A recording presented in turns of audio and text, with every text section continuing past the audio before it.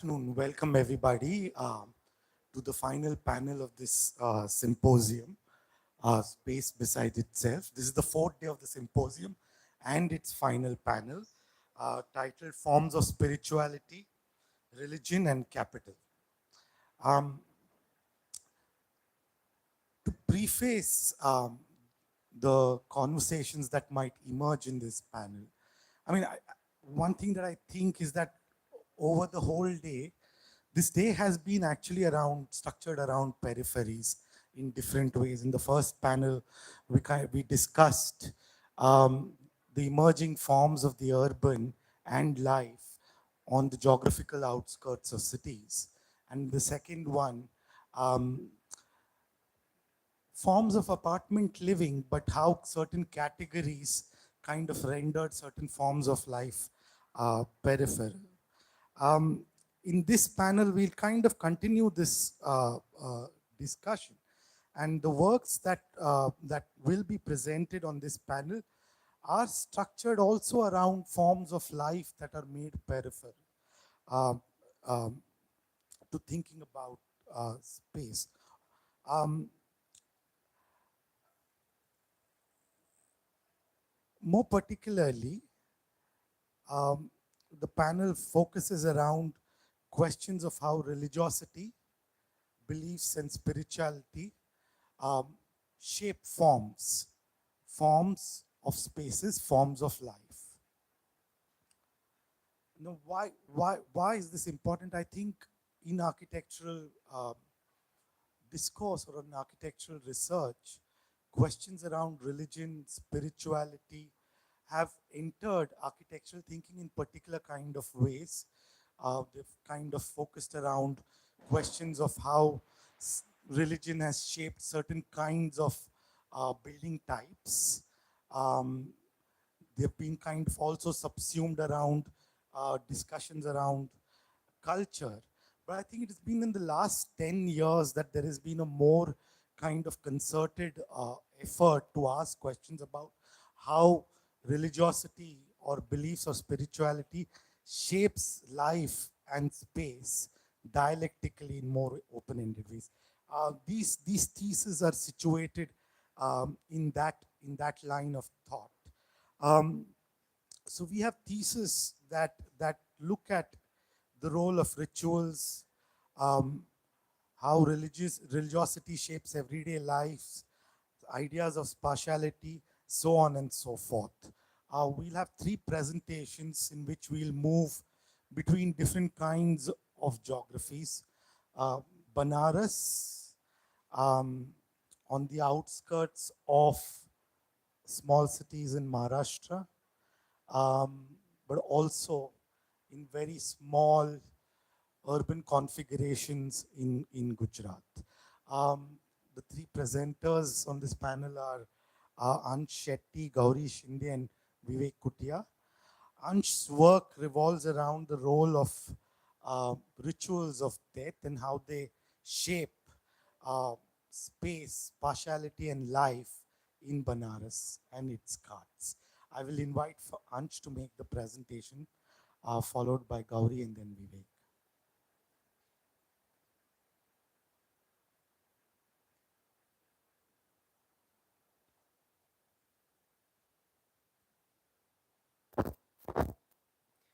Good afternoon, everybody.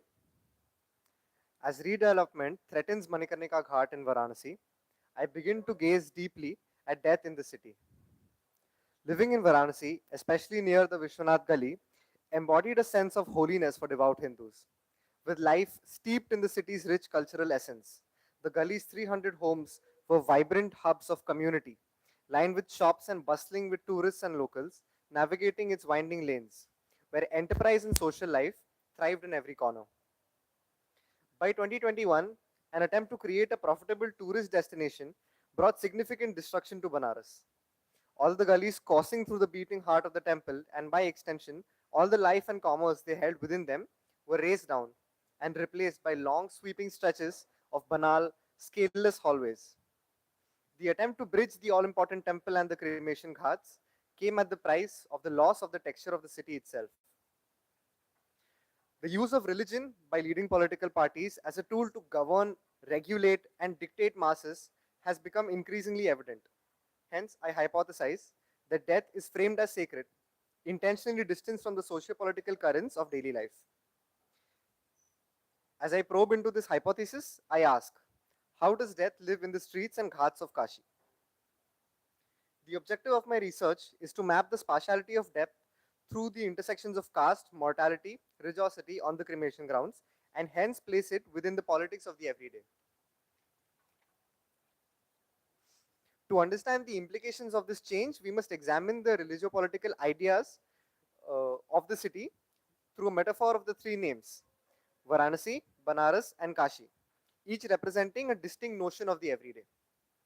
The city gets its name from a confluence of two tributaries, Varuna in the north and Asi in the south.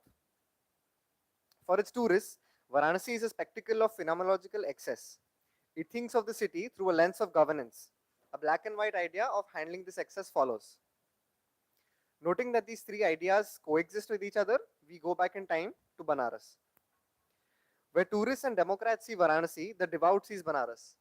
An air of ritualistic purity looms over the city. The lens of Banaras does not bother itself with the speed breakers of formal control and order, nor with the slowness of the everyday. It exists in suspension of both conditions and focuses on the sacredness of the city. Within the narrow winding gullies of Banaras, as one moves away from the bustling street corners, we find a self-satisfied and intimately slow city, made from the remnants of the same religious ecstasy found in the previous. It considers the realistic nature of governance through religion and negotiates life accordingly. This is Kashi. For Varanasi, the idea of a clear distinction between the unclean and the sacred, the messy and the organized, becomes the driving factor for redevelopment. For Banaras, the operational idea of a designed temple is enough to cause suspension of disbelief. As it views the temple as an aspirational destination with utmost religious regard, its severance from the city's everyday life seems unimportant. The case is different through Kashi's lens. It makes one consider the relationship between need and ownership, making it impossible to ignore the damage caused to smaller identities. My curiosity about death, its rituals and taboos, tracing my lineage from Kashi, and witnessing the proposed redevelopment of the cremation grounds have all led me to choose Manikarnika Ghat in Varanasi as my site. This map shows the energies that the sites hold at night whilst the rest of the city sleeps and the Ghat awakens. The analytical framework aims to set up a network of intersections between the actors' practices on site and the spaces that they occupy. To delayer and dissect this intense form on the cremation grounds, I analyze these through the lenses of their lived experience, their caste backgrounds, the spaces they occupy, their ritualistic, logistic, and pragmatic practices, whilst layering it with a spatial understanding of type, materiality, scale, form, temporality, and character. As I began my fieldwork, I looked at the cremation grounds through the lens of the architect with utmost pragmatism. As a result, my field notes, as you can flip through my book and see, took the form of architectural sections and plans. As I probed deeper into the ghats and began to understand the softer narratives deployed here, my notes too transformed into drawings of people and places that caught my attention. Eventually, the content of the field notes transformed completely into drawings of people, communities, and by extension, the spaces that they inhabit, driven by an ethnographic impulse to examine architecture. In the night's darkness, the burning flames brought the ghat to life. While the Ganga flowed still, I found myself in a measured tension of the formed and the unformed. Columns of smoke float above me and linger on the surface of the still, dark waters of the Ganga. As I relished this horizon, sitting on top a mound of debris, my work dawned on me as the excavation of life that was buried under. I now take you with me to Manikarnika, place a body on your shoulders, and march you down the ghats. We begin our journey from within one of the numerous gullies that trickle down to the main ghat. As we reach the ghat, the first thing we notice are numerous large piles of rubble that have all been piled from the recent redevelopment excavation. As you navigate through the rubble, by climbing on top of it, you make your way down to the cremation ground. Standing sandwiched between the cremation ground and the river, the cracking of the pyres blends into the soft crashes of the Ganga. The ghat stretches upwards as the stepped cremation ground pulls away. The built form seems to blend into the primordial elements of earth, wind, fire, and water. The cremation ground is filled with discarded flowers and sacred shawls that were once used to adorn bodies. The ghat itself resembles a corpse right before cremation, decaying yet dressed up. The cremation ground is split up into 5 levels, each with having 5 to 6 pyres and several shallow pits for cremation. These pits are used when the number of bodies to be cremated gets critically high, which happens almost every day. Even in death, caste norms dictate spatial logics. Brahmins are cremated on the highest ground, followed by Kshatriyas, Vaishyas, and then the Dalits, who are all relegated to the lower grounds. Special enclosures are reserved for the Khatri Samaj, a subset of the Brahmins at the topmost level. The pyres on all the level except for the topmost are damaged beyond repair. The lowest ground often sees bodies of the less fortunate cremated within empty pits. Withered, porous red stone defines the material palette of the temple and the cremation ground. Because of the constant smoke, it remains caked in ash and soot. Once at the river, you place the body down at the shore and prepare for the Ganga Snan or the last holy bath. A minimum of 6 pallbearers transport each of the deceased to the site. Embarking on a multi-step ritual process, the team is divided in amongst 3 groups. Some negotiate the price of wood, some obtain the sacred flames from the flame keepers, while the remaining carry out the last bath. As you begin to orient yourself at the ghat amongst all the bustling, a man approaches you. He's a wood seller. At the ghat, bodies are cremated in a traditional Hindu manner on open wood pyres, creating a constant demand for firewood. Stockpiles of chopped logs are stacked 15 feet high and are scattered across the ghat. Each of these niches is usually accompanied by a large weighing balance and a wood cellar. The wood sellers operate with notable efficiency at the ghats, managing a tightly scheduled system to meet the ghats' unceasing demands. The wood selling trade at Manikarnika has distinct rituals of its own, and intense haggling accompanies almost all transactions here. Amit Mishra is one such wood vendor who now faces displacement due to the redevelopment plans that require him to vacate his corner.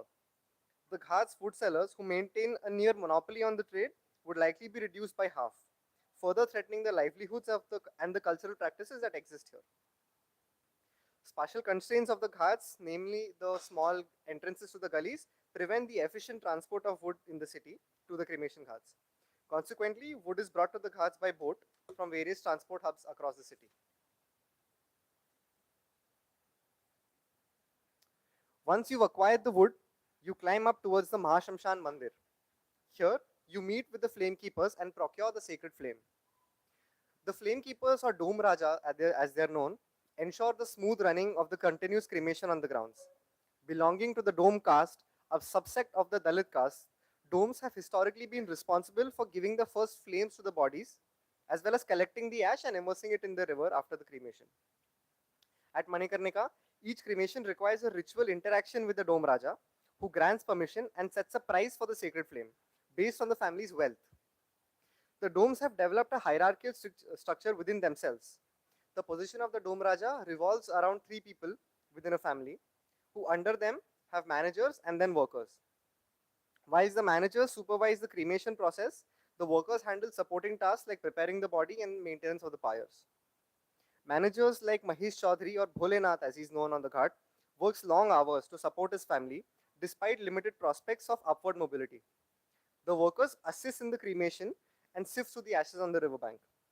The dome's long-standing custodianship of the ghats represents both an assertion of religious autonomy and also an interplay between ritual authority and economic vulnerability.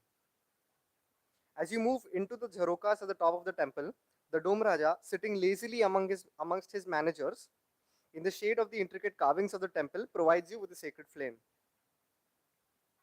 With the flame and wood acquired, you wait your turn till a pyre is free. The body, draped in ceremonial garments, vermilion, and garlands, is then marched up the steps of the ghat and brought to the pyre. The body is placed beneath the purchase wood and ignited by the closest male relative. After about 3 hours, the flame is stoked, ensuring that the body is fully burnt, at which point the relatives sprinkle holy water from the river onto the ashes. Once the flames have died down, an ash sifter, a member of the dome caste lower in hierarchy, would shovel the remaining coals and ash, moving them to a communal pile, where they are left to cool overnight. The following day, the Dome Rajas would gather the ashes of multiple cremations and begin to sift them in the waters of the Ganga. This sifting is not merely ritualistic, it serves as a pragmatic act to search for valuable remnants such as coins and jewelry that may have been placed in the deceased's mouth or worn at the time of cremation. All remaining ashes are then dispersed into the river, cleansing the site for subsequent cremations. This role grants the Dome Rajas de facto ownership over any items left behind by the deceased, which contribute modestly to their livelihoods. Panchkoshi Chaudhary is one such ash sifter. He describes his life between the river and the mounds of ash. He supports his family for he supports his family of five, and yet financial limitations prevent him from sending his kids to school. The lives of the domes, particularly in Kashi, starkly contradicts to the title of Raja or King that they've been bestowed with, as they remain socially and economically marginalized despite the essential services they provide to the ghats. As the ash sifters work to dispel the ashes into the river, the managers surveil the task and keep a keen eye on the ash sifters from the boats parked along the shore. Here, the tasks of the family members of the deceased come to an end. We now briefly look at the other identities that populate the ghat, mainly the priests, mourners, pilgrims, and tourists. Manikarnika Ghat attracts a steady stream of devotees who come to either cremate their loved ones or to submerge the ashes of ones already cremated. Many also visit to perform the Pindan ritual, which offers food and drink intended to ease the journey of the departed into the afterlife. The Ghat hosts various priests stationed at nearly every corner, readily equipped to perform these various rites. They often occupy small chabutras or platforms or characterize 3 by 3 meter stone pavilions scattered across the ghats. Sometimes unable to find a place to set up their shop during the monsoons or when the river rises, the priests make makeshift spaces for their Pindan ritual, sometimes doing just as little as planting an umbrella into the ground and commanding the space around them as their own. Pilgrims and mourners from across the country flock in groups of 20 or more sometimes to the ghat for various rituals and visits. They often include a dip in the river water. Here, they can be seen making their way down the river, swiveling between makeshift changing rooms and the levels used to sit and laze around. Whilst in the water, they stay in groups and don't venture very far from the shore, always keeping a keen eye on their luggage and belongings kept in various corners of the structure, whilst also maintaining a vision of what the domes and the ash shifters around them are doing. After the completion of the rituals, the pilgrims are moved to a platform that's closed on three sides, used for the ritualistic meal, prepared by various food stalls set up along the market and the ghat. As one moves to the right from the cremation ground, we move into the market street, and the scene completely changes. People are laughing, vendors sell snacks and cold drinks, children run around. These are all usual sights that happen along with mourning at the ghat. Here, we are greeted with large flowing fabric roofs that spiral across from street to street, from shopfront to shopfront. Undulating built landscape affords small seating spaces, corners into the piles that allow them to stack their goods.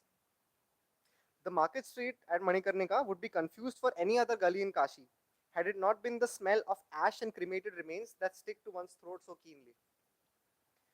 The market street here is lined with small shops selling religious paraphernalia, catering to both pilgrims and tourists. These modest shops, typically about 2 meters in width and 3 meters in depth, are often found nestled into niches along the external walls of the buildings. Here, limited space accommodates only one person inside, where the shelves are stocked for easy browsing. The recent development threatens even these shops and their livelihoods.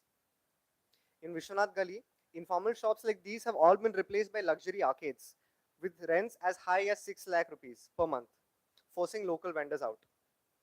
On the opposite end of the street are small pavilion-like structures, some adorned with intricate carvings and some not. These empty spaces are usually used by passers-by to sit and unwind, while some of them are used to sell quick fixes like chaat. At the end of Manikarnika Ghat lies the Manikarnika Kund, an ancient step well with alternating undulating steps. The devout often step down into the Kund for a dip in the water. At Manikarnika, the pilgrims primarily trickle down from the temple corridor to our right and relish into the sites of the three temples.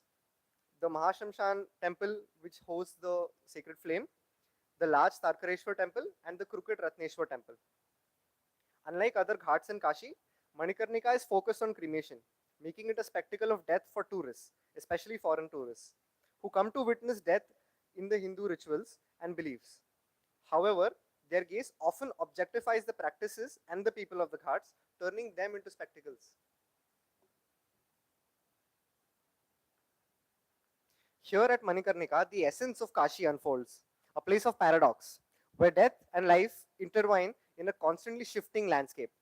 Yet, the ghat also embodies a discomfort, a mix of sacred and the profane. It's easy to want to fix this condition, to sanitize the space. But such a perspective overlooks the cultural and essential relationships between the people and the ghat. Redevelopment should not erase the spatial logics that exist here. To approach Manikarnika and similar sites with sensitivity, architects must immerse themselves in the ethnographic tendencies that space demands, understanding empathetically its rituals, people, and the deep communal memory embedded in every corner. Architecture should adapt to, not alter to the site. Ultimately, architecture should be invisible, allowing for the essence of the space to flourish without disruption. In doing so, redevelopment can support both the sacred as well as the contemporary needs of the space, preserving its authenticity while also fostering a respectful engagement with the generations of culture that define it. Thank you. Thanks, Anish. One can't help but think how performance and performativity in this space has been produced by probably what would be seen as 1,000 small, tiny micro enterprises that are kind of shaping the space of these carts. And um, while the carts themselves have a grand scale, you see how the production of space is broken down, how the scale of that space gets broken down through micro uh, enterprise that are organized or that are entangled with caste and religiosity. And today, Banaras, Varanasi or Kashi kind of occupies a symbolic space post 2014, um, much like what Chandigarh did in the 1950s. It has kind of become a space um, where identities need to be reclaimed. Space needs to be reformed through large urban renewal projects. Um, so yeah, so Ansh's kind of positioning, how do we kind of think through a space that has been produced by actually by very small moves, in contrast to the grand moves that erase many of those small enterprises. I'll invite Gauri to make her take us through through her presentation on the speciality of beliefs.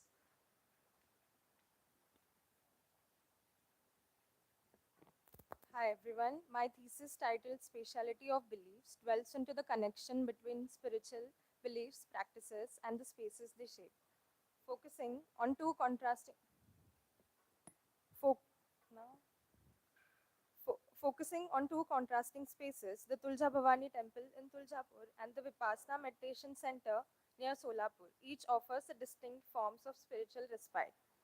Growing up in Tuljapur, surrounded by rituals of the temple, I was curious about how spaces accommodate diverse spiritual needs. The Vipassana Center, on the other hand, represents introspective approach. One is One is based on belief in God, while the other believes in self-awareness.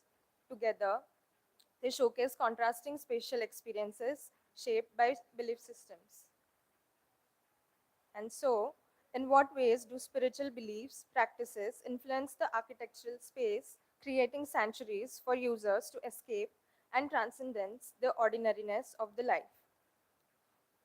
To understand how practices and beliefs influence the shaping of secular and sacred spaces. The study is explored from drawing on Peter Zumthor's concept of atmosphere using materiality, spatiality, form, and sound. I'd recently visited the temple in Tuljapur. As I was walking through the bustling crowds, weaving past shops and stalls, selling offerings, sounds of bells, chants, and the faint scent of incense, I felt a urge of an anticipation to finally reach the temple. While sitting on the steps after darshan, I struck up a conversation with a pilgrim named Ravi, who who was there for a very first time. He was in his mid 40s. This is my first time visit here. He said, I've always heard the stories from my family about how goddess protects her devotees and fulfills their wishes. Coming here feels like stepping into those stories. He shared, I left my village before dawn. The journey was long, but as town came into the view, the temple perched high above filled me with humility. This felt like walking among the legends. The town buzzed with life as the goddess Palki drove near, a vibrant celebration of devotion. Brassware shops gleamed under golden light, mingling the vivid reds, yellows, and oranges of chanting devotees offering coconuts and flowers. Rhythmic drumming echoed through narrow lanes as dancers performed lively folk dances. He softly recounted. Stepping down from the Mahadwar, I was amazed by the massive stone door, towering and majestic. Each step felt like approaching something far greater. The temple complex opened into a cool expanse with hillside houses framed by serene mountains in the distance. On reaching the base of the stairs, I encountered Kallur Tirtha, devotees take a purifying deep into this shimmering holy tanks before entering the sanctum. After which I visited Gomukh Tirtha and the Siddhivinayaka temple located in the left of the main gate. At the Bhavani temple, the main priests came from Maratha family and Bhope clan, distinguishing it from the Brahmin priests commonly found in other temples. So families from the Sora Gharana perform puja on the right side of the deity while other rituals take place on the left. Additionally, the Palangi family is responsible for the care and sacred bed where the goddess rests during Navratri. Here, on the platform of Ardha Mandapa, devotees chant and sing, while few perform sambaras. I stepped out of the sanctum, feeling a sense of relief from the controlled environment of the Ardha Mandapa. After completing my prayers and offerings devotion to the idols in the temple's arches, I joined a group of devotees heading to the courtyard for Munj. The Munj ceremony, a sacred thread ritual in Hindu tradition, marks a boy's spiritual coming of age.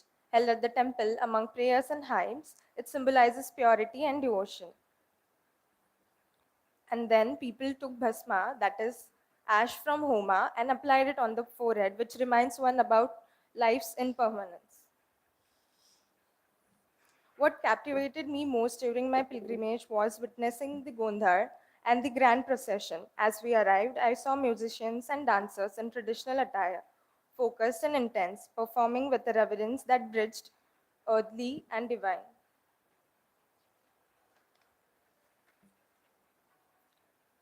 Lead Gondharika chanted phrases to Bhavani, dancing around a sacred fire near the neem tree platform. While returning back, there is a temple of Adi Shakti. The priests here belong to Mahar community. Among them, I noticed groups of people with Pardi, a nomadic community who seem to inhabit a space both within and outside of the temple. Their nomadic lifestyle set apart from the more settled villagers. As I made my way from Adi Maya temple, men and women from Pardi community extended their hands with Pardi, urging me to offer Aisa Zogwa, a ritual offering that symbolizes a plea for divine blessings. Around me, the voices of other pilgrims filled with filled the air, chanting Ai Raza Udo Udo. Their words resonated with power, and in that shared devotion, a sense of kinship bond us, even though we were strangers.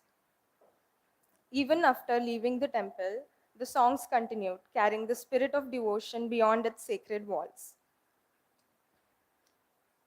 Moving to meditation center, which is dedicated to Vipassana Meditation Center, offers 10-day course based on Buddhist teachings. practices that follow a disciplined schedule for meditation, teachings, and noble silence for self awareness. At the Vipassana Center, I met Maya, who shared insights about the retreat. As we walked to the women's quarters, she explained the daily routine, waking at 4 a.m. in the morning, and about meditation followed by break to rest. Lunch is served around noon, after which there is a short rest period. Some participants chose to walk, while others rest during returning to meditation individually for 30 minutes, followed by a group of meditation session until 5 p.m.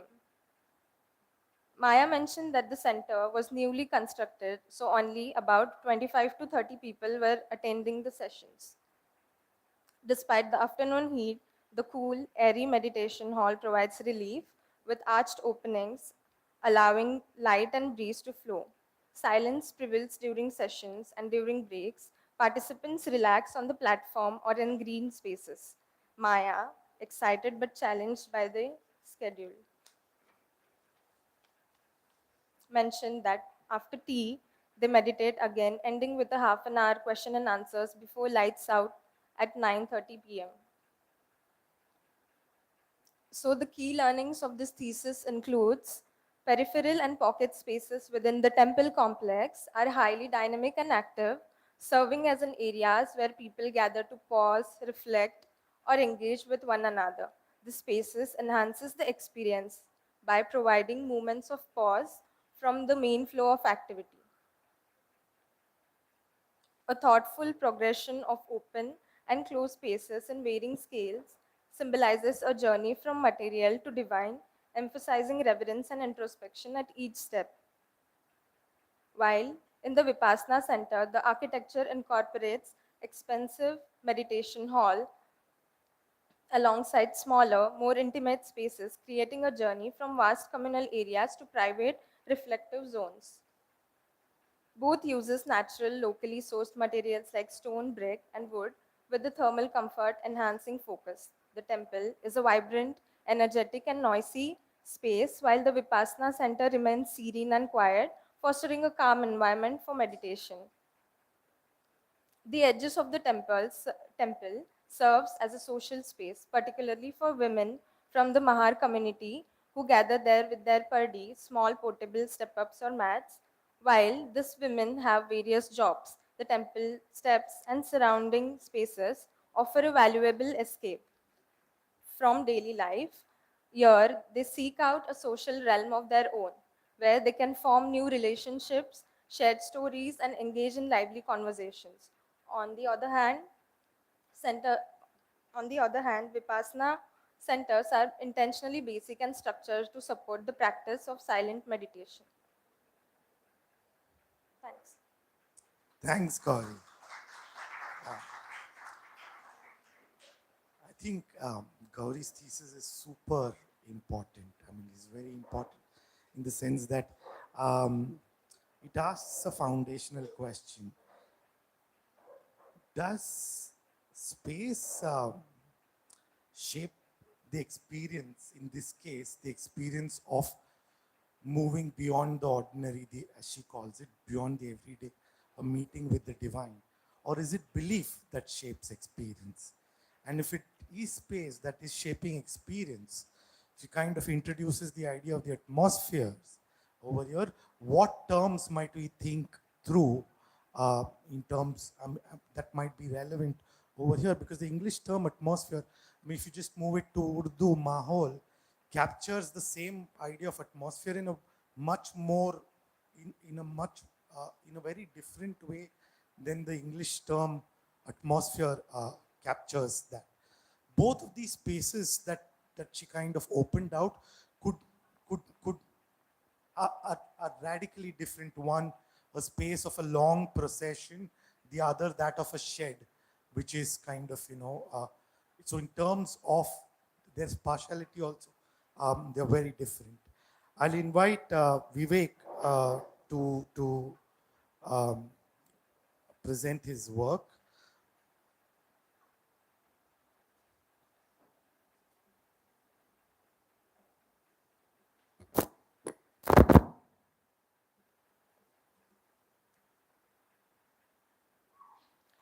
Hello everyone. Through my thesis, I'll be taking you through the phenomenon of Gamnu Ghar.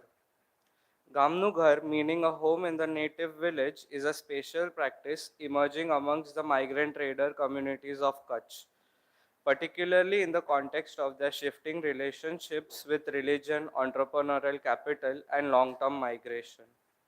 This research examines Gamnughar in my native village of Beraja in the Mundra Taluka of Kutch, a village with thriving Jain population until the 1960s, when successive generations migrated to Mumbai in search of work and entrepreneurial opportunities. As a result, many ancestral homes were left abandoned, with families returning only for religious observances. This recurring return to village, particularly in the past few decades, has sparked the phenomenon of Gamnugar, fostering new forms of homemaking. The field of the research includes the home and institutions of migrant Jain community in Beraja. It's a quaint village on the banks of river Nagmati, around 35 kilometers south of Bhuj. The Jain households were located in the various clusters in the center of the village, which are now mostly empty. The Jadeja population is concentrated in the two forts of the village, and Muslim, Mayavanshi, and other communities are settled in the cluster bordering the village. Approximately 500 Jain families and 2,500 people identify Beraja as the native home, according to a 2009 community handbook. The Jain community in Beraja follows the Art Koti Sthanakwasi sect, further divided into Moti Paksh and Nani Paksh. The method of research involved participating in everyday community life of Beraja by attending religious events. I engaged in the fieldwork by utilizing the word to do medavo, to engage in conversation with friends, relatives, acquaintances, or groups I had met after a very long time, sharing life updates, nostalgic stories, gossips, and current affairs, and more. Medavo goes beyond the traditional dynamics of interviewer and interviewee. It fosters cohabitation by recalling stories and sharing lived experiences. From these, 9 families of and their Gamnugar of different types emerge, with their influence and standing in the community. 5 of these are detailed part of this thesis in the form of biography. Here is a compiled glossary of terminologies deeply rooted in the life and home of Kutchi Jain community in Beraja. It is part of the book. The first case of Vande Matrubhumi. Harakchand Khutia's family in Bazar Falya relied on agriculture with both parents involved. Bazar Falya was a cluster of Jain households along a single street, many of which doubled as shops. The Khutia family followed the Moti Paksh sect, and in 1950s, Harakchand and his brother moved to Mumbai, where they worked in shops of fellow Jain traders. Travel to Kutch was difficult, so visits were limited to once every 2 years for Chaturmas or Jawar at Diwali. The Khutia home in the 60s had a regional architectural type. The Otla and the Baitak were male social spaces. The Osri served as a family's main gathering space, and the Karai was a private sleeping area.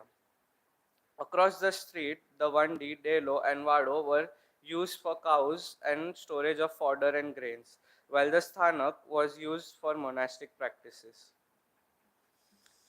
In the 80s, after his father's passing, Harakchand's mother moved in with him. Travel to Kutch had improved with better rail connections, and the family returned for major religious events. The traditional home shop cluster declined, and a new Derasar and a renovated Majanwadi were built. The family property was divided. Harakchand received the home and the Vado, while Vallabhji, his younger brother, got the Vandi, Delo, and some farmland. By 2000s, the family home was in ruins, and visits were more frequent, aided by improved travel, including air-conditioned trains from Mumbai to Bhuj. Between 2005 and 8, Harakchand Khutia served as a Sangpati for the Moti Paksh sect. and hosted the Chaturmas for Pratiksha by Masatiji. During this period, he was staying at the Nani Paksh Dharamshala. Motivated by Masatiji, he built a new home to increase his involvement in religious events. He proposed to merge the three plots he and his brother inherited, the Vandi, Delo, and Vado, to create a larger shared residence. He and his son Shailesh, a civil engineer, designed and built the home. Harakchand financed the construction and also pledged donation uh, donation for his brother's share of the property. Named Vande Matru Bhumi, the house provided a spacious living environment designed to meet the family's BHK needs. It featured an open floor plan that combined the living room and kitchen. For daily meals, the family dined at the Bhojanalaya of the Moti Paksh Dharamshala, while the kitchen was dedicated to preparing food for the monks, reserving the home as a space for hospitality and religious observances. Similarly, in the case of Jethalal Kakka's family, the evolution from home blends personal growth and religious commitment. Originally rooted in farm and grain trading, Jethalal's migration to Mumbai marked a transition from agricultural work to mill partner and then later real estate finance. Despite these changes, he regularly visited Beraja for religious practice, especially after his retirement in 1995. Following the 2001 earthquake, his old home was damaged and he built a new bungalow. During this time, Jethalal Kakka's effort also included acquiring additional land to strengthen his family's religious and social influence. Simultaneously, he also chaired the development committee for the Nani Paksh Thanak and Dharamshala in the early 2000s. From both the cases, the bungalow represents the status and social mobility, combining grandeur and decorative aesthetics and delineated property boundaries. This home type caters to family with substantial capital accumulation, social influence, and active position in religious or civil societies. Those who can afford to hire professionals to design home with urban features. These families often acquire additional land beyond their inheritance to enable the inclusion of elaborate spatial features. These elements, along with the grand scale and aesthetic, signal upward social mobility while reinforcing a prominent and enduring presence within the community and village. In the case of Awas Yojana, in the 1970s, Kanji Maru moved to Mumbai for better job prospects. His home in Beraja was dependent on his brothers sending remittances. After his parents' passing in the 1990s, the family property in Beraja was divided amongst the brothers, with Kanji receiving only the farmland and not the home. In the 2000s, at the end of Bazar Falya towards the Chowk, a transformation occurred with the construction of Moti Paksh Dharamshala and the redevelopment of the Sthanak. In 2001, in response to the Nani Paksh's Dharamshala, Moti Paksh built their home, complete with a Sthanak and Bhojanalaya. This Dharamshala allowed Kanji to participate in religious and social events, and by 2010 he became its treasurer. The original Motipak Sthanak was damaged in 2001 earthquake, and in 2011 a new Sthanak was built with a Vyakhyan hall, a Gochri room for monks, and a toilet for female monks for their safety. The Sangh acquired additional land for the future expansions. From both the cases at the institution level, as sects have diverged and patrons have achieved social mobility, larger institutes have emerged, asserting presence and power through their visibility and scale.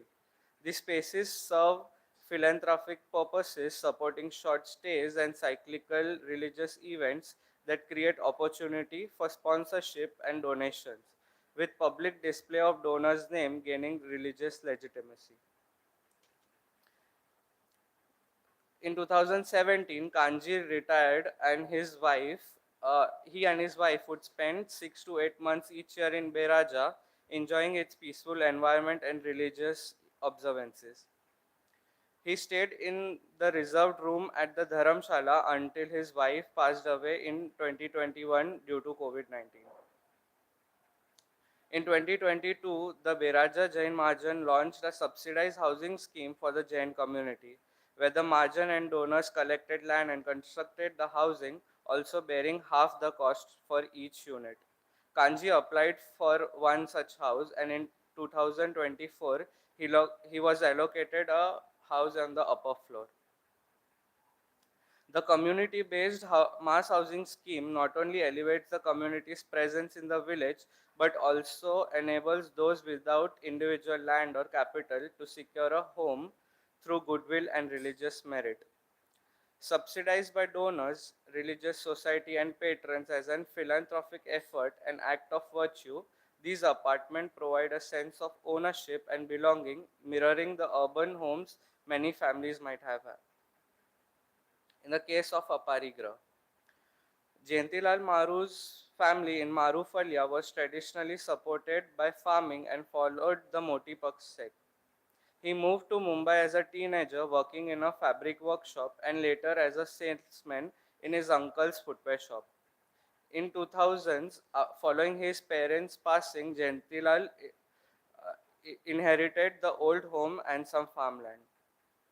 In 2022, he built a modest new home on the original plot. Jayantilal and his wife now lead a simple aparigrah life, spending several months each year in Beraja, enjoying the peaceful village life and practicing religious rituals.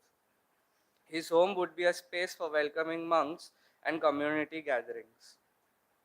These single family homes reflect the need of nucleating families to build new residences on inherited land to assert a presence separate from that of the family or the larger sect, often using local contractors and masons who have adapted the modern materials like RCC. The spatial arrangements preserve the openness and connection to the street reminiscent of the traditional homes while also meeting urban standards of privacy, security, sanitation, and functionality. Lastly, in the case of Hatwaro Ghar. In the 50s, Kalyanji Mamanya migrated to Mumbai while his brother Premji was running a hut, a grocery shop in Beraja. Over time, Kalyanji became a fabric trader and frequently visited Beraja for religious events. After his brother's death, after his father's death, he and his brother divided the family property, where Kalyanji solely inherited the delo and not the home. In 2017, he purchased an adjacent home for a space of his own. After Premji's death, his brother's death in 2021, the grocery shop was rented out to the post office. Kalyanji remained committed to religious duties, modernizing the family home and managing his wife's treatment in the village. The traditional home in this context emerged from work-class, caste-based spatial practices with arrangements shaped by gender roles and work divisions. This type of home has now adapted to modern needs, incorporating electricity, appliances, and toilets, often in courtyards, where everyday religiosity was once woven in the home itself, with spaces like kitchen spilling into the living areas and shrine rituals and daily activities unfolding simultaneously. Today, the kitchen has shifted to a smaller functional space, often used for preparing food for monks as an act of virtue.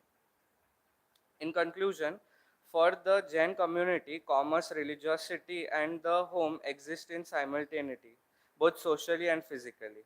If one chooses to be part in a singular aspect of the network, it is given that they will be compelled to engage in the interplay of all networks.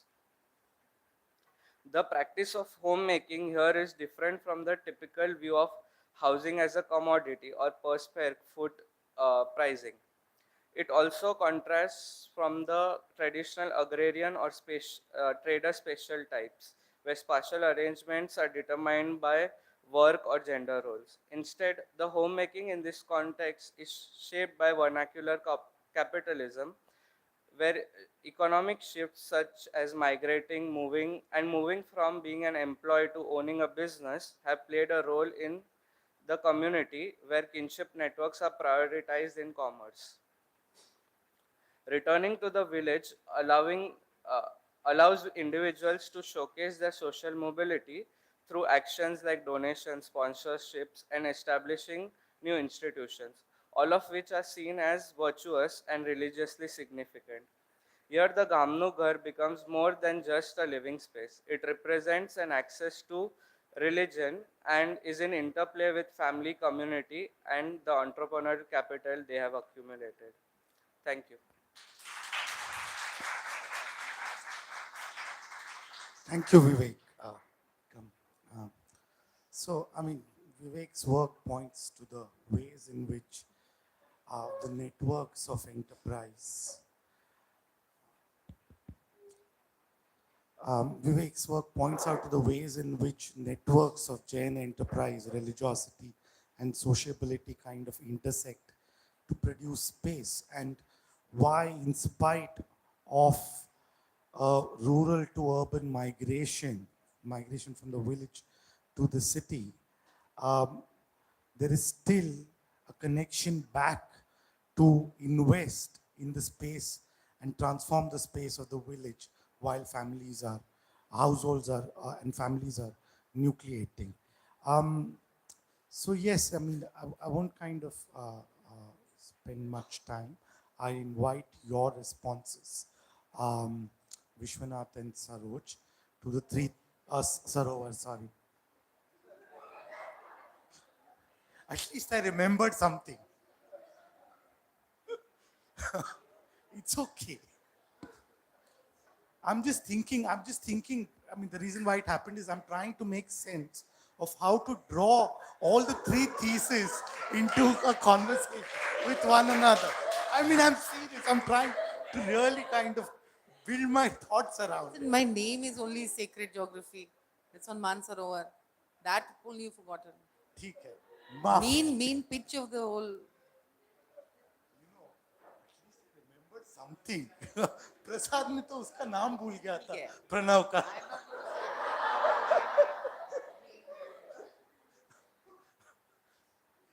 Kashi, one is Sarovar. Apt for this panel. So I won't take time. I mean, I'll just kind of, invite your responses. So this is a area of architecture space that I find very exciting. Yeah.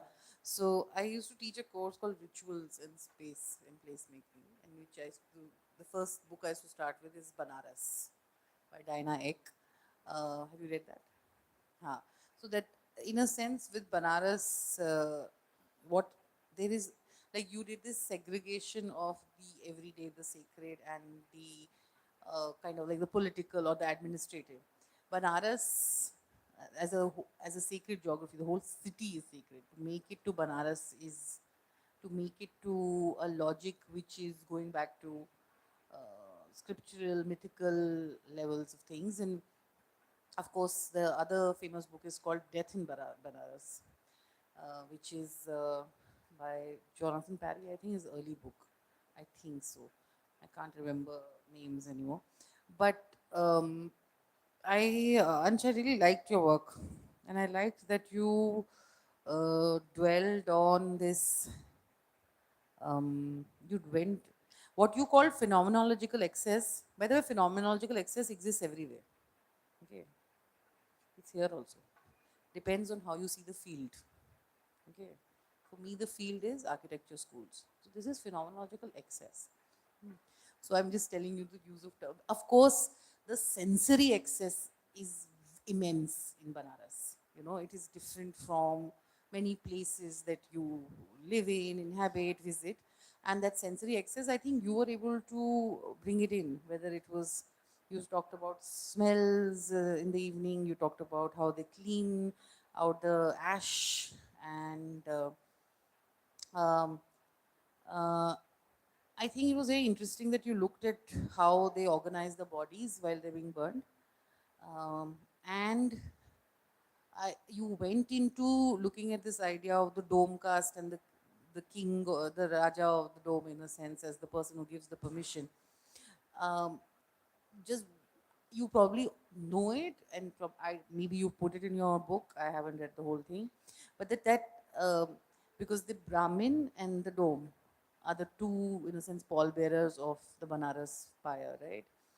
Um, and they're interesting to sometimes um, make the binaries of caste talk to each other in your work. And I think you have kind of written some very interesting long ethnographic stories. Also, like, then we come caste like the ash sifters, in the sense they're they, it's a very strange caste if you actually think about it. In the sense that strange here, I don't mean as, of course, it's in the gradient, it will be a lower caste because it's dealing with actually ash. Also, the dome caste or the Chandal caste, as they are known, are uh, they are different from leather workers, right?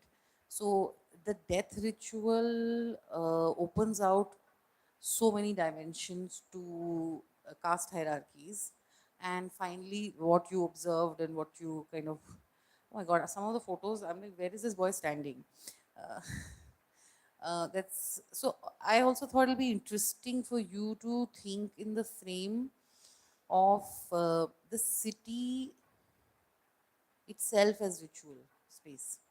So in the sense that like Banaras and also people reaching there, just making it there. There's this whole thing. You've seen that film about that old man who wants to go and die in Banaras.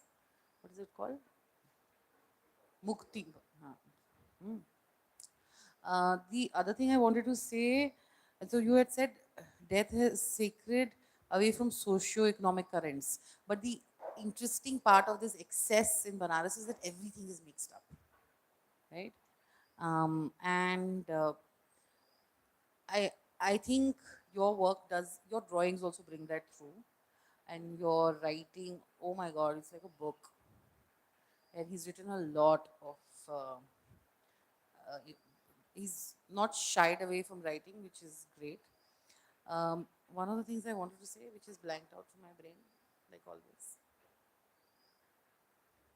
So city as ritual, also relationship to like the Kashi Vishwanath temple. In a sense, you do a kind of a, like what you were doing in your presentation, and this is of course related to visuality. You do a deep dive, and you do a deep dive at the ghat. Hmm. And you are able to bring out a lot of kind of uh, um, like threads from it, whether it is caste, use of space, storage, the river, what is the river being used for. Um, I mean, I don't know if uh, it does the state then matter, in the sense that, like, they've done a redevelopment of some parts, right? So does the state matter? Does um, how do we start imagining a city which has existed for so long as it's not it's not per se fabricated, it's auto generative. And I think also somewhere it'll be interesting to move away from the binary of this is sacred space and this is other space, because here it is like it's all kind of comes collapses together. So there's also like all that business going on, right? Pandas are saying ki itna ye paisa wo paisa. There's also, and this is the thing with a lot of Hindu places of ghats. You go to Haridwar, there's a kind of monetary excess that goes on. So the category, the fact that we think that something is spiritual that cannot be monetary, why? That we have to think about it, right? I mean, look at his place, fully funded from Bombay money. So this, so I think there's some many things you hit upon in this. I also liked your drawings. Also, I wanted to know, why did you get obsessed with death? Are you into death metal? What is the reason? I mean, it's a very, I mean, you were 22. How old are you? So why did you get drawn to this? No, it's very important, these questions, because whatever you're drawn to is part of your, like, some, I don't know. In the last panel, you opened out the category of age by questioning it. इस उम्र में होना चाहिए हाँ this is the age for death metal, so then it makes sense. But no, I'm just asking because sometimes there are very interesting ways that one lands on these things. Because I mean, like pre-COVID, uh, mostly people of a certain age group between especially in India, you're never taken to a burning heart when you are even a teenager, even in your early 20s, they're not taken. People, my parents will say, "Ghar pe raho, chup chap," okay? So then it's also a lot of, it's a very strong place to be present in. Like, I don't want to even go to one now at this age. Okay, but like, how did you deal with all that?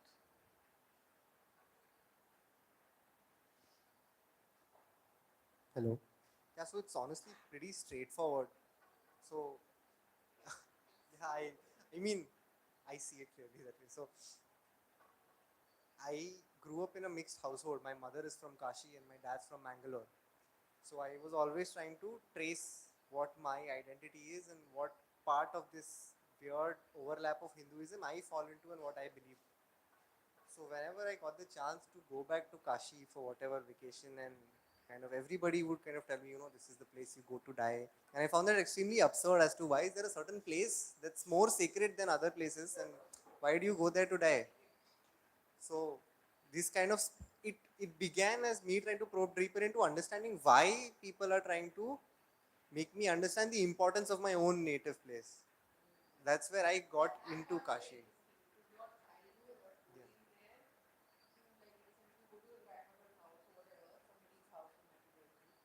And that city becoming such a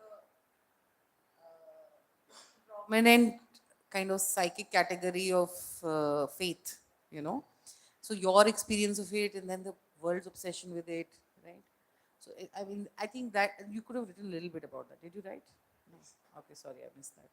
Uh, so I would see bodies being paraded across the gullies of my grandparents' houses where I would play, and it was a very normal part of the city. And until 2019, there used to be all these small wood shops and chandan ki dukan everywhere across the city because it's a pedestrian city. So all these ghats are and all these roads are super narrow and people are moving across.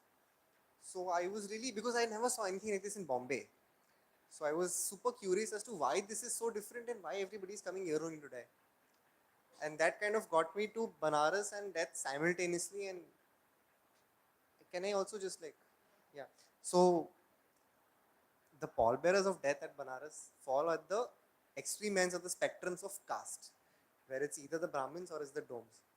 So when I came to sight, they were all super, chill with each other in terms of ki, I mean, they have their space, we have this space. And as I slowly became friends with both the sides, I kind of began to excavate the animosity that they held amongst themselves. It was very clear as to, the left is them and the right is us. And there's a very clear definition, and one doesn't want the other to exist. All of this is also layered with ki ek ke bina dusre ka dhanda na chale. So it's, all of it is layered together. On top of this is all the spirituality and religion that exists in the air of Banaras. And this suppresses the idea of caste and the smaller livelihoods that get erased. Which is why I began by saying I need to get it away, because there are obviously overlaps that need to be separated so that we can look at one away from the other. Because it's being used as an excuse for political movement. Ever since the 2019 elections, Banaras has become a center for political action in terms of religious architecture.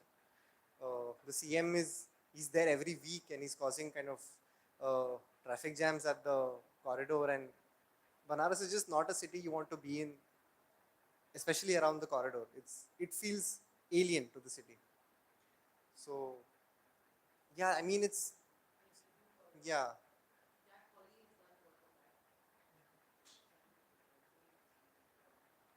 And this is also something really interesting where the importance of the dome community in Banaras only comes forward while there talks of cremation happening. Like for example, if somebody from the dome community dies whilst they're on field doing something, all of the wood that is supposed to be stocked for the entirety of the day is piled into this one large pyre of 100 feet, where Sara Lakdi us din ka is all piled into one and they're kind of burned for this grand gesture, almost to say thank you for the work that you've done at the ghats. But it also, this is not paid for by the family of the person that's died, but everybody else on ghat is supposed to. So if I've, yeah, so if I've come with a body, I would contribute for this other person's cremation also because of the efforts that they've given. So it seems grand, but it also then marginal. It's veiled pretty well, but there's still a sense of कि इनको अलग ही करना है. So there is still a separate space where this will happen. So even though it's a grand thing that will happen, वो दूर जाके करो. So there's a constant kind of layer of caste in all things that Banaras does. And it's still not easy to pull it away from it. Kasi. Okay. उसका film नहीं बना है. It's banned in India, but you'll get it on some site. It's a very, very interesting book. It's by a Hindi writer from Banaras called, suddenly I'm forgetting his name. I use his ideas. Okay, great, great work. And I want a copy of this. Okay, should I? Maybe you can kind of respond to both of them and then we'll go to Kashi. Okay, Gauri. So you looked at two very interesting sites, the Tulja Bhavani temple and the Vipassana center. See, I'm giving you more of a sense of a comment. So there was a very again I'm going to use the word binary. The binary is the Tulja Bhavani temple. You're going into a garbhgraha kind of situation, but the experience is shared and euphoric in the sense it's between a lot of people. The Vipassana center is you are going, there are other people, but you are going into yourself. You're not going into. So there's a very interesting thing that is part of actually, I don't know, I don't think I can call it sociology of religion, but this collective individual, this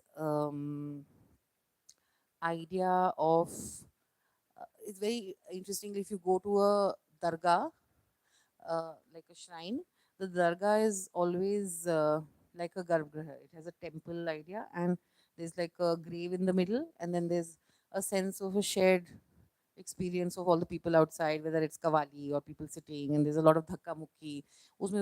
I mean, I don't know what is this, there is a idea of spiritual there.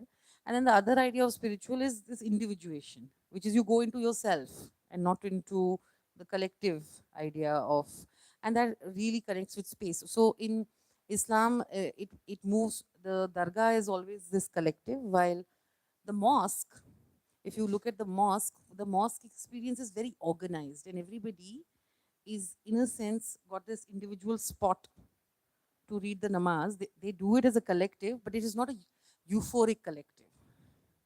It is a singularity between Allah and the person who is reading the namaz, and there's a that that thing that you experience if you I don't know in Bombay if you have a dargah which has kawali and stuff, but like that kind of that same experience is there in temples. The temple and the dargah are very close to each other. The meditation center and the mosques of a certain kind are close to each other. And there is actually a strange class and caste relationship to this also, I feel. The working classes and working castes you'll see them thronging at shrines and temples, small temples, and people sitting outside and sometimes singing together. Huh? The upper classes want to move away from a collective experience of euphoria, so they move to much more. Meditation center is one example of it. Hmm? But there is like in the Khoja in the Aga Khani Shias, they have these separate Jamaat Khanas. They will not participate in Muharram on the street. So that there's a continuous kind of the body has to move away from the collective experience to the individual experience, and that is how then space lands up getting organized. So the religious experience, the individual collective, the material and spatial ka relationship with the ontological, if I can use that word. You understand ontology? Ontology, like in a sense, the individuated phenomenal experience of the person. So, and I think it's very interesting that you did this comparison, and it's also very clearly given. What would have been a little bit more that you could have done was, mm, I think you worked a bit on, you worked more on the temple than the meditation center. Uh, because the temple is also more easily accessible to all of us in that sense, right? Meditation center, where people are behaving strange sometimes. They don't want to talk to you. We're in one, we're in this, we're in that. Abhi ye ghanta hai, ye ghanta hai. It, it's a different texture to the spiritual.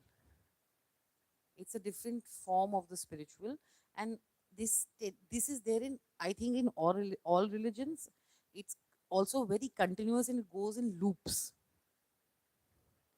Like and there is a relationship of class to it and also caste. So who is doing what? I think a little bit more detailing on who is going to the meditation center. Also, you will see that there is this mid ground of places like the Radha Swami satsangs, etc., which were trying to take. There are a lot of these Nirankari movements. Nirankar, how do you say Nirankar? Okay, why? How? Wow. So the ones who do away with the idols, but still create a collective which is doing bhajan or something. Huh? So then the space becomes different. It's somewhere in the middle of, I actually think somewhere between the middle of a kawali outside a mosque and in a dargah and a mosque space. Because all these satsang spaces that are generated. So it would have been interesting if you had taken one sect which is like a satsang or whatever. I don't know. What are the words in Marathi for it?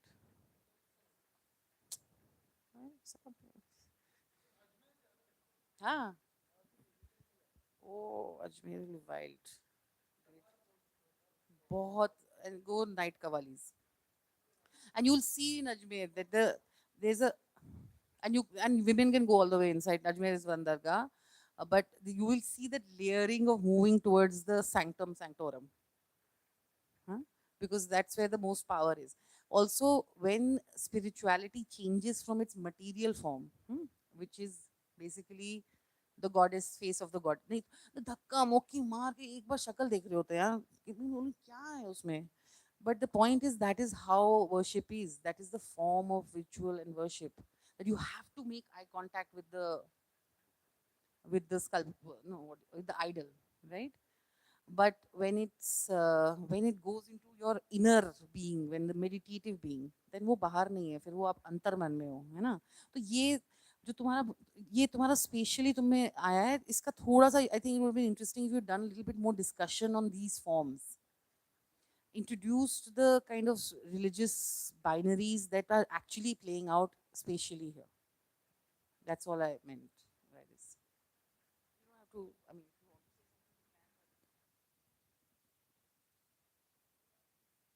really liked it.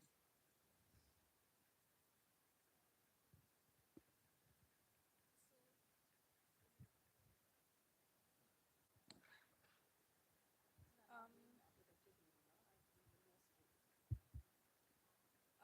so since you were saying that I could have looked more into the Vipassana center.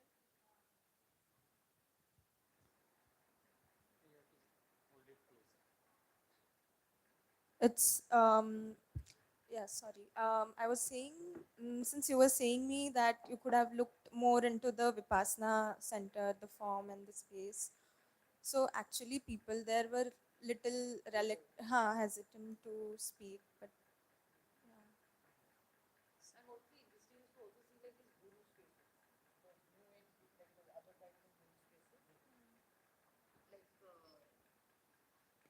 guru spaces, like the new guru spaces that are there. They will like you go to a what is that place like a Coimbatore ashram where the collective is actually organized around the guru or something that stands for the guru, like right, like in the Isha Yoga, that's what apparently is the situation. But yeah, these are actually very interesting. You can draw out a whole set of typographies on use of space, organization of people, what is in the center, what are through this set of categories that you have started with. Yeah. And it's good. I think it's very interesting for architecture students to do this because they think कि अच्छा वो मंदिर बनाने को बोल रहे हैं वो mosque बनाने को बोल रहे हैं. You have to figure out what it is, like who are they. If you build a like if you ask to build a s- ashram and उसके बीच में you start designing it like a temple. Yeah, actually, recently when I visited Bangalore Ashram, that Art of Living Ashram International Center, so even that was very much like inspired from the idea of temple and like. So in like as far as I know, I have friends who go to the Art of Living Center and the other center. Both these places have a weird mix of temple meets the रुक जाना hotel तो है but also this thing of the guru's legitimacy and the presence is very high. So they have some kind of weird mix of there has to be a massive collective space, but the guru has to be able to be seen from a certain point, you know, and then there'll be some big shivling or something, etc. But yeah, very interesting work. You should have put the Shri Shri Ravi Shankar temple. उसको भी डाल देते. Oh my God, Vivek, this Gamnu Ghar, I thought it's Gum गांव. मैंने सोचा नहीं बहुत struggle मार के वो बना रहे हैं उधर मुझे लगा गम का याद बॉम्बे में बोरीवली में यहाँ वहाँ कहाँ पर डोंबिवली में somebody is working. हाँ, no, what I found interesting in your thing was that two things I want to say to you. One is one of the things I always tell architecture students is that the Hindu undivided family is actually the most divided family. Because I had students once who were working in Chanderi or somewhere, and they found that the same house had 5 different exit and, doorways, because that house belonged to one family, but everybody fought and split it up, and that affects architecture big time, including in Delhi in GK2. There'll be two sons, then parents will build 2 floors on top, and then there'll be one fight. So the is wale gate se nahi, us wale gate se. Ye sab you will guys will have to tackle. Hmm. So I'm saying that it'll be interesting because in the village, what is this place called? Beraja. There was also there's a very thing that I have seen in quote unquote a lot of communities which have a lot of wealth, that if they're angry with their kids, they will make it into an ashram and not give the money, leave money to their kids. And suddenly you'll see one like ashram in the middle. Like in Bombay also I've seen this. In Delhi you'll see one, a house has suddenly been given in the middle of GK2, because it is also, and it will be there in the Jain community. I'm telling you a lot of this. So I'm just saying, play around with the idea of how architectural form gets affected by kinship and family. And I think there's a lot of that you did in your work. Um, First, they didn't give him something, then it became an ashram, so they gave him, like, then he built another space. There was one of the brothers. You made so there's a very interesting thing you did. You made kinship maps and then you made plans. Hmm? Uh, I think there has to be a lot more conversation between this. Huh? You went into descriptive. There is a certain weaving between these things. Whether it comes out positive or negative is a different thing. What they do with it. The other thing that is interesting to understand is um, this virtue accumulation. Oh my God. Um, virtue accumulation, because in his all his thing, मतलब brownie point इकट्ठा कर रहे हैं ना आप. So then you make that one wing into an ashram, then you make the women's thing, then you make another thing. What is interesting is that it's all being done in the family village, and nothing of that virtue is of course seeping in where they are in Bombay, or is it? थोड़ा बहुत. Okay, but वहाँ का performative ज़्यादा है, the गाँव का, right? Okay. It would have been useful because not all of us understand the Jain communities, like the idea of why are these nuns always traveling between places, then they're being hosted in, what is that little bit on the sociology of it, right? Because I don't know what is the virtue game in, like I know the virtue game for generic Hindus ki Tuesday को जाके हनुमान मंदिर में कर दो, फिर उसके बाद जाके जितने लोगों को मारना मारो, लेकिन गाली देना गाली दो, लेकिन ट्यूसडे को जाके हनुमान जी का प्रसाद बांट दो. ठीक है, तो वो एक बड़ा, but just as an understanding ki what is the frame of this taking care of different nuns, what is the kind of larger community thing that happens. Also it'll be, I find what are the routes these nuns take within Gujarat. Like I also had a friend from Kutch, and she told me there's some weird mountain that everybody goes to. हाँ, मुझे तो नहीं पता ना ये सब. तो वो ये सब एक जो एक sacred geography of these places which is there, where this then becomes one place, right? In your head, you know this. I don't know this.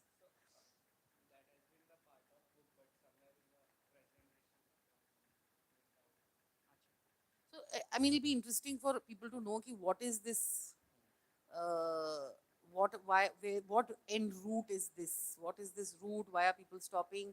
Why do people do this? Who are these nuns? A little bit dope on that, because you got so obsessed with the structures and the families that you, what the virtue they were accumulating, you need to open it out a little bit for people like us. And this last thing, I really like it would be interesting for you to analyze the movement of architectural form between the city and the village, right? Because the buildings were very strange combination of mixing up things, and something looks strangely modern, then suddenly there's a jali, and suddenly there's something.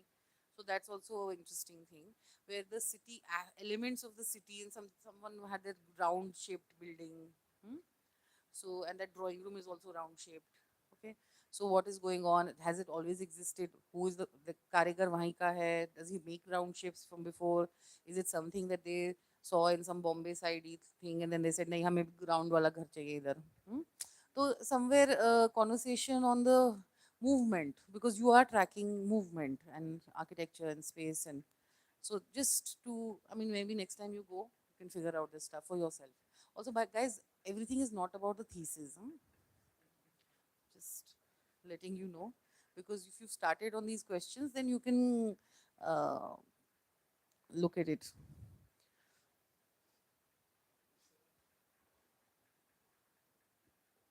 Okay.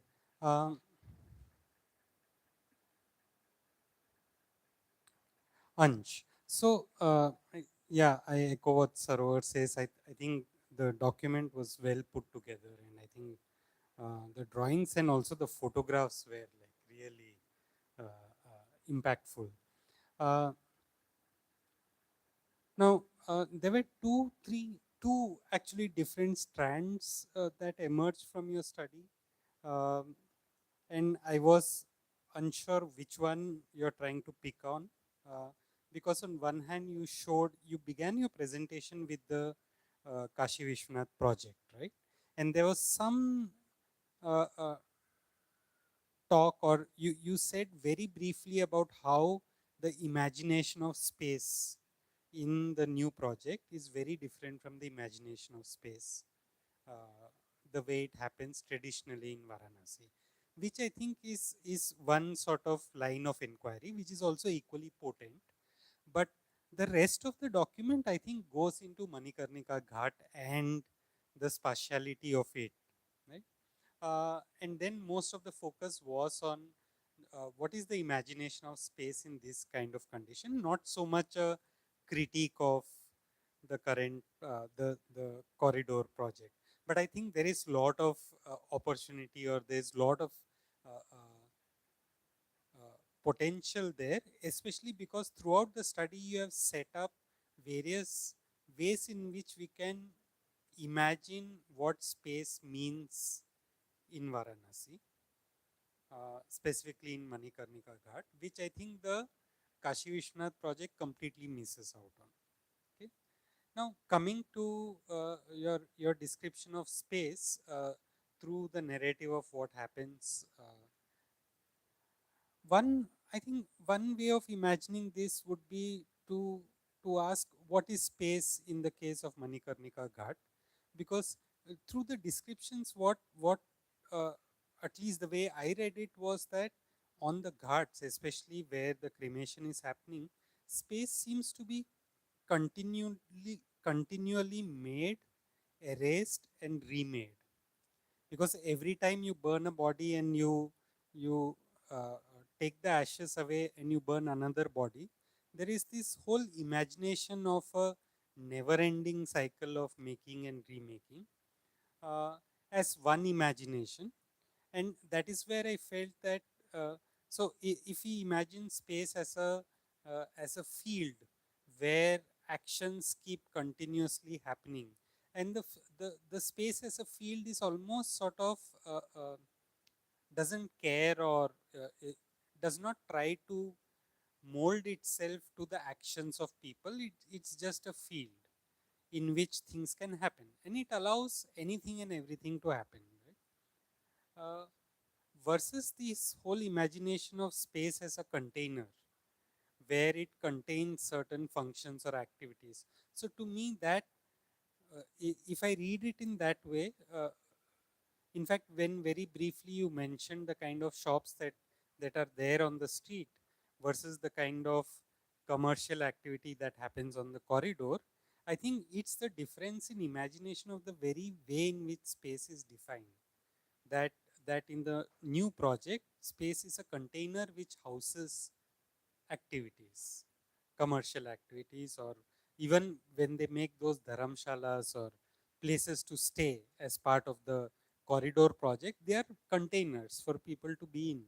Whereas this is a field in which multiple actors are operating, and more importantly, continuously making and erasing. Yeah. So to me, the commonality across all your three studies, which I found very fascinating, was uh, this this idea of how do we define space, or what makes space. So uh, in in your case, Gauri, when firstly, I think in the document it's good that you're putting photographs of uh, the first project, Pandharpur. No, sorry, Tulja. So uh, if I look at all these places strewn across Maharashtra, if I look at Pandharpur or Shirdi or Tuljapur, there is a very different imagination of a religious uh, uh, uh, precinct, which is very different from both the North Indian temple complex and even the South Indian temple complex. So if you go to Madurai Meenakshi or Tanjore or Chidambaram, it's a very different imagination as compared to this Tuljapur, Pandharpur, uh, where it is it's not so much the form or the ordering principles of space that matter, uh, but rather the kind of atmosphere, or the word you use, I would prefer mahol, that is created in that space, right? So space is all about the atmosphere that is created. Now, I have not been to that Vipassana center, but there was this one photograph you had put in that uh, in your study, and I feel, and I'm basing it only on that one photograph, that in that Vipassana center, the space is just a facilitator. Space is seen as a facility that you have to make so that a function can happen in it. So even though the photograph, that particular photograph was devoid of people, but if I extend that to other such Vipassana centers, some of which I have seen, or even these, whether it is Art of Living or Isha Foundation or any of these, spaces are seen as facilities. And maybe they are designed well as facilities. You know, you go to all these places, drinking water is taken care of, number of toilets is taken care of, you know, there are decent places for people to sit and eat, so on and so forth. So the whole idea of space is that it should provide good facility. In fact, partly the Kashi Vishnath corridor project is also about that. It just says make uh, space in such a way that it is comfortable for people. It provides them the amenities and facilities, which these places, the other places like Tuljapur, Pandharpur, or when we look at the Kashi or Manikarnika Ghat, the whole idea is not about space as facilitator. The idea of comfort does not define how space is made. It is all about creating that atmosphere. And that atmosphere in many cases might be a place of discomfort also. Not intentionally made as discomfort, but comfort or facility is never the thing that is defining. So I just felt that, and I would like you to respond on that. I just felt that in the conclusion, when you, instead of drawing some sort of similarities between the two cases that you have taken, if you could draw the differences between the two, because at least when I look at both of them, I feel that they are very different from each other. Yeah. And continuing on that line of questioning of what is space, so I think what has been happening in Kutch and even to a large extent in North Gujarat, say places like Mehsana, elsewhere, uh, where you know all these people have either migrated to the US or to Mumbai or to different places, and they have a lot of money, and then it gets pumped back into the villages or towns from where they come. But interestingly, I find the phenomena of how these villages grow, or how space is, new spaces are made in these villages, very different from what happens in Punjab. Because there also there are people who have moved to Canada, or for that matter, what happens in Kerala, where also people have moved and money is getting pumped back to villages, remittance economies. But then, like I think, like was popularized in Donkey the movie. So in Ludhiana, you have all these bungalows with huge water tanks and planes on top, right? Whereas, and if you go to Kerala, if you see the kind of bungalows that are proliferating all across the highways, which are of a standard type with a kind of facility, what I see happening in Kutch and North Gujarat is very different. In the sense that, yes, on one hand, maybe individual houses are becoming pakka houses, or flooring, they change their flooring, so on and so forth. But you get these dharamshalas, you get a lot of other kind of spaces that are being made.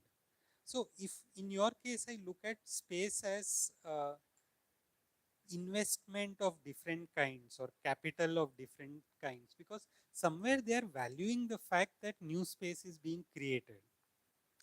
It is again not so much in this case about the kind of atmosphere or quality. Yeah, because they'll say अच्छा धर्मशाला बनाना है या 20 लोगों के लिए घर बनाना है, we'll make good robust decent houses for 20 people. It's not about creating an environment or creating atmosphere. It's not about hiring an architect, but yet it will be good, robust construction. And because they are looking at it as almost like an investment, not to make money of it, but you are giving back to your village. So what I found worth discussing in this particular panel is how the very conception of space seems to be very different across different places. Uh, And when but to me the challenge is when we start to try and design such kind of spaces, uh, we so there is some immense kind of vitality we see when we document, analyze and do a thick description of these spaces. And I am wondering that if as architects when we have to design it, what is the materiality or proportion or form or scale of these spaces which can lend themselves to this quality, right? I'm sure in the next semester when you have to take this forward, this will be the challenge.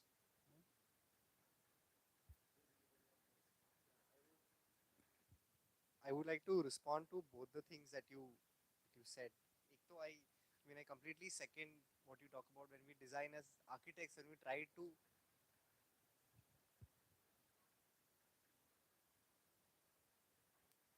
when as architects we try to intervene in spaces where we analyze its vitality of smaller gestures. What do? In the case for Manikarnika, where it's slowly coiled into its condition over a millennia, how does one person kind of have the authority to do that, and then how do they go about employing their agency? Uh, when it comes to, I feel, the aspect of the cyclic nature of Manikarnika, where there is an erasure and there is a remaking that's happening, this was a constant discussion that we were going through as to it almost follows almost a factory like a chain where it's exceptionally uh, efficient in its nature. The relationships between people, the way they have organized these smaller spaces over time, I'm sorry, has made the process so efficient ki where does one even step in and let the space be a field? I would like to recall Raban's understanding of the city in Soft City, where he says that there is a certain plasticness to this ghat also, where it's pushed by its program and then it pushes back and it results in this midway. Like when wood is stuffed in the niches, there is a certain crack that creates a larger pocket, which allows you to hold the structure up by piling more wood inside it. And it looks really haphazard once you come there, but it's got a logic. It will run out at a certain time, and right before then, it will be refilled. So I think we can find a middle ground between looking at it as a field and as a container where it's made more than a field by the intervention of human culture in it. And I when I began the thesis, I aimed to look at Manikarnika, and I had a residual memory of what the Vishwanath Gali was before the corridor was made. And there are now plans to extend that corridor to Manikarnika. So we know that the same spatial treatment is going to follow. So the idea was to just thickly annotate and hold on to whatever is going to be lost in there. I mean, they've already begun deconstruction. Like my drawing is no longer valid actually because they last week just broke it down. So this we are already in the process of this redevelopment. So I wanted to preface the existing condition that has happened and why I look at Manikarnika now, because I know there is this kind of looming redevelopment that's about to ensure. So the idea was to always look at Manikarnika but enter from the lens of this redevelopment that's threatening these people and hence look at those people. Gauri, you want to respond to?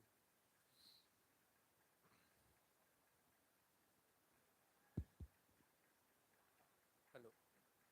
Yeah, so to respond to the comment about accumulation of virtue, as Sarovar mentioned, that as I mentioned in the beginning, that uh, my village, like Beraja, is a village of Sthanakvasi Jains who don't believe in idol worship, who believe that the space of the sthanak, which you mention in Gauri's case, that a space where you are self-reflecting, uh, a space where you are self-reflecting is the only place of all rituals and of all religious practice, and the monk or the Maharaj Sahib or Masatiji, become your intermediator between you and God, or way of living rather, not God, but Jainism is a way of living. Uh, so the accumulation of virtue comes that that monk is the only godly figure in my understanding of the religion. So, and it's human in some sense. So, how can I serve them the most?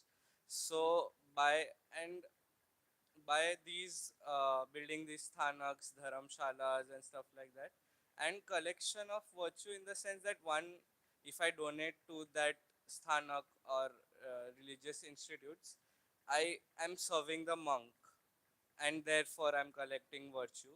And other, in the act of providing food, the gochri to the monk, if I offer monk gochri in my own home, then that कि महाराज साहब के पगले मेरे घर पे पड़े और मैंने उनको कुछ चीज़ गोचरी की तरह वोराई, मतलब दी, so that is the epistome of collecting good virtue. So in that sense that the home becomes a delineated पूरा plot and sense of gate and entry and stuff like that. Gate पे भी सब नाम लिखा रहेगा.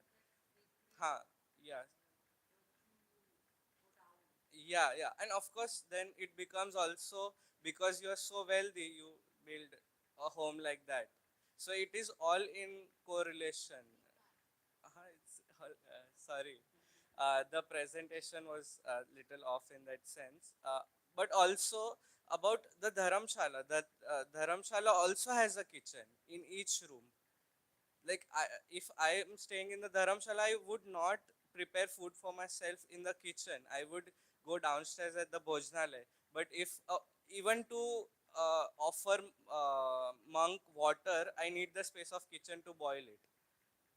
So for that the kitchen is there. So in that sense it collects virtue. And of the framework that you talk about, how monks and traveling and all of that, so some some monks, I mean it also is very group related कि कौन किसका guru है and कौन किसके साथ चलेगा, therefore these sects have been divided.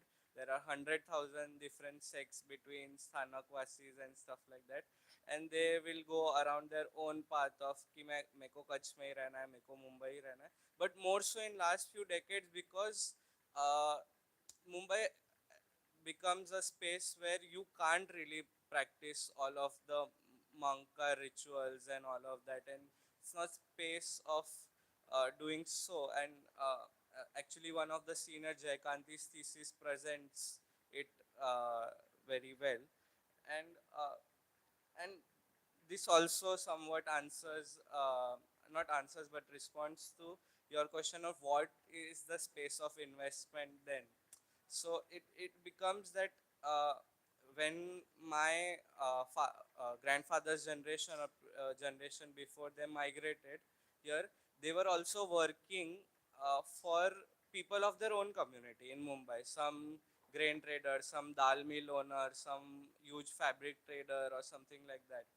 And then they were also part of that, they grew out of that same kinship networks, where uh, say that the kinship is strongly related to the religion that you are from, or sex you are from, and your social status in those skins and commerce ka relationship also comes कि तुम कितना धर्म करते हो, या धर्म से क्या तुमको merit आया.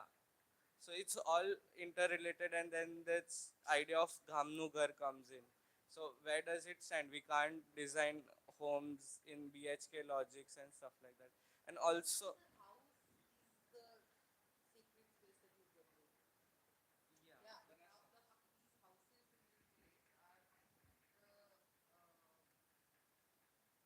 virtue accumulation go down because you can then host more of the people, more of the nuns and the monks, like the thing that was mentioned.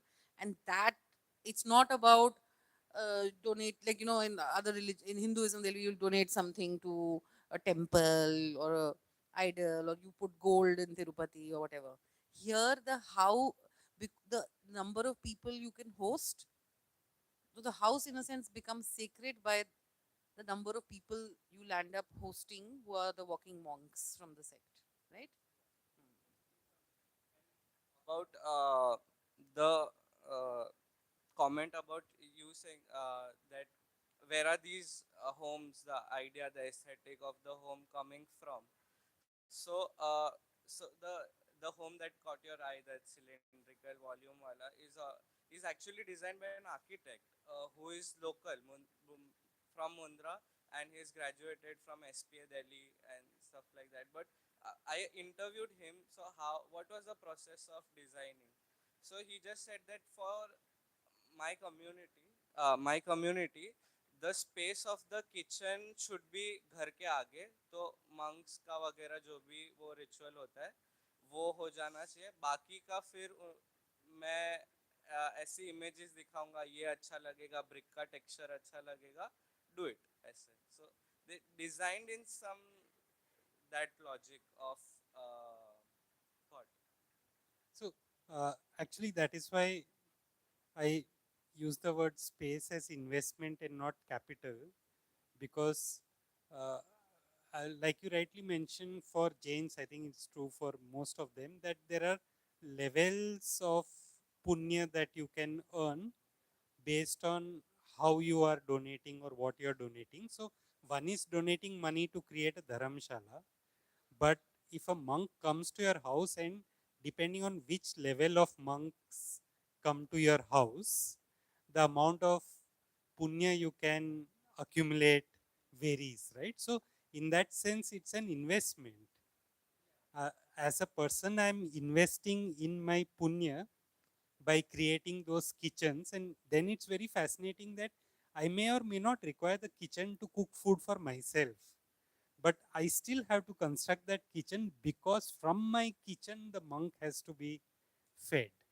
So in that sense, it becomes investment in multiple ways, that you are making space because you see that making that space will give you returns in the future. Whether Sort of. So there's an idea that all Jains are rich, but that's not really true. So then the apartment ka type comes in, where the community gathers around and subsidize it for someone who might have not inherited land.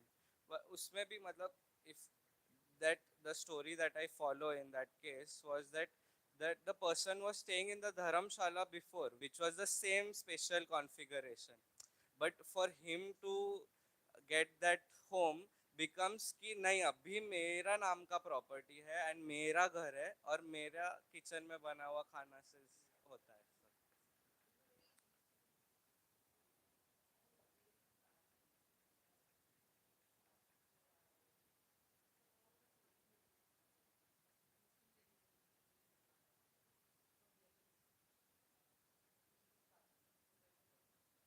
Graves of Tarim.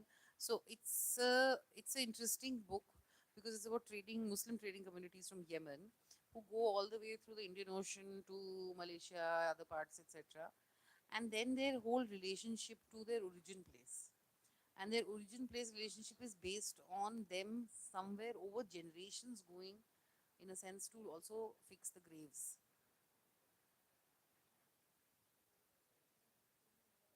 Rituals. Death rituals क्या होते हैं Jains में? Is there samadhis? Different sects have different cremation. Okay. Should we open it to the audience for any comments, questions? It's been a long day and I can see people tired. I have a comment. Bol bol. It's Bol hi about de. sacred geography. So between Kashi and me, if you take a parikrama of me, since I'm named after Mansarovar, and if you die around him, you're sorted. So this should not be on YouTube. But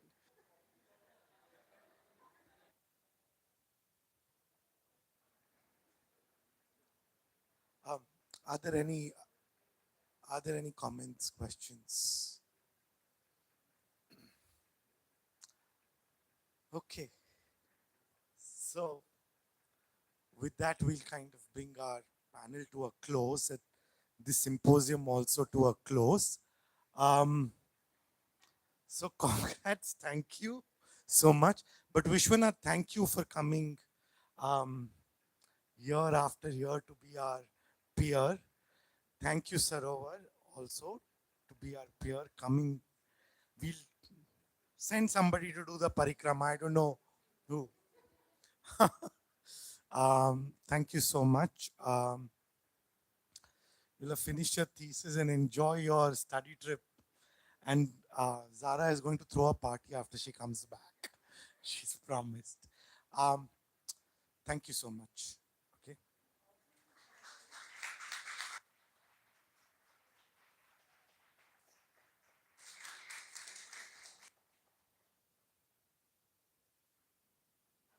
Cracked the last jokes. We made everybody wake up. But it was actually, I want to say thank you. It was very, very interesting for me. I think the edges that you guys go to in all your different kinds of work, the ones that I saw, um, there's a interesting density to, for me as an anthropologist, that you go to from your architectural work, from your drawing. uh, Also there's a reluctance sometimes because you assume that the world will understand everything through your drawings. But yeah, it was, for me it's a very, very stimulating session. And thank you for inviting us and me, and for the brain buzz that I like in coming to see.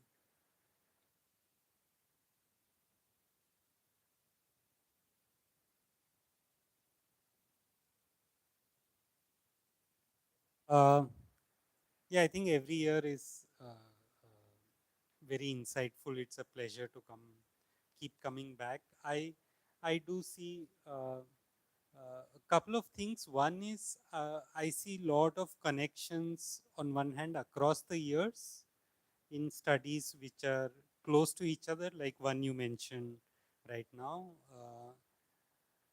which is developing into or has the potential to develop into a more sort of focused study which does not belong to one author but belongs to an institution. And at the same time, in every iteration, I also see a cross section across all students of the same iteration. So this iteration, if we were, for example, talking about spatiality in life, where I think some sort of maybe 2 or 3 threads could be drawn out of it, uh, which then becomes institutional memory. So I do feel that there is only so much that we can do or begin with as individual student research works that can be done in a semester or 4 months, because even as researchers, when we do research, it's 1 year, 2 years, so on and so forth. So I feel that it would enrich the institution a lot if one could find space and time to draw out these threads across years and also within a year, because I see so many things and so many overlaps happening, which I think is fascinating.